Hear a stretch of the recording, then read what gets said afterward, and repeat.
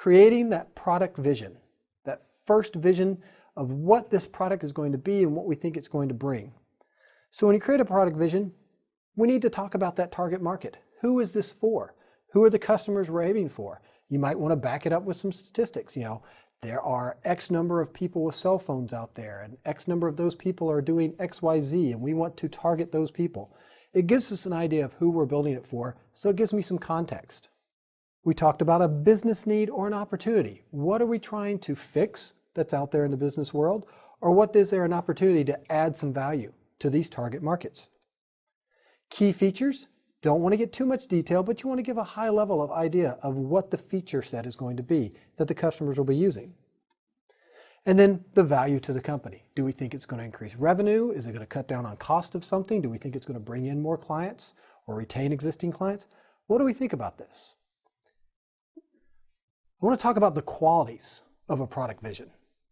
And one of those qualities should be broad and inspiring. We don't want to get too specific, because the specifics may change as we go along, but we do want to give a general idea of what we're trying to do and why, and we want to make it inspiring. I once worked for a hospital automation company, and as part of your initiation into the company, the CEO came and spoke to each one of us, and he told us the story of why he started the company. He had a daughter who was very sick when she was born, very close to dying, and he spent a lot of time in the hospital with her care.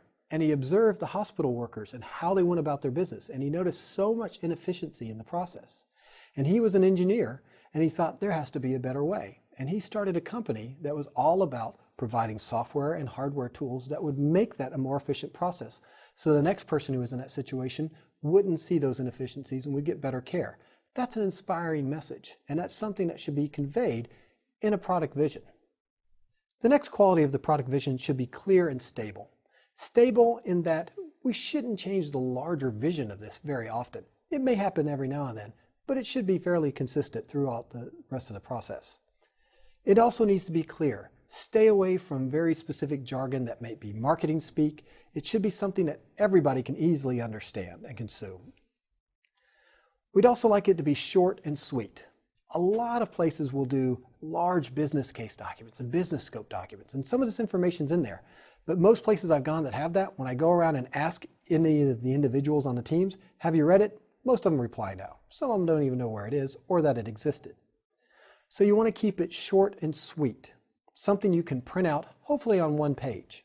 I worked with a company that did rehabilitation software, and they had a clear vision, very well stated by the CEO, and he printed it out on a large piece of paper, put it up in the room that everybody could see, and had everybody go and eventually sign it that week that they started the project, so that everybody came by and saw what they were trying to do, made it very clear, and it was prominently displayed throughout the whole project, so at any time they had to reference it, you could easily look up and say, that's why we're doing this. This is who we're trying to serve, and this is how we're trying to serve them. And so a short and sweet one-page thing became very inspiring and very available to everyone else. So as I just mentioned, highly visible is another quality. We want to make sure everybody sees this and knows where it is. Even if you don't prominently display it like we just discussed, make sure it's someplace easily accessible to everyone and everybody knows where it is. And you should also frequently revisit it. You may not change that often, but sometimes people will get stuck in the weeds of the day and day of what they're doing. And you need to bring them back up and say, this is why we're doing this. This is our end goal. So frequently revisit it. Sometimes at a sprint review, that's a good time to talk about it.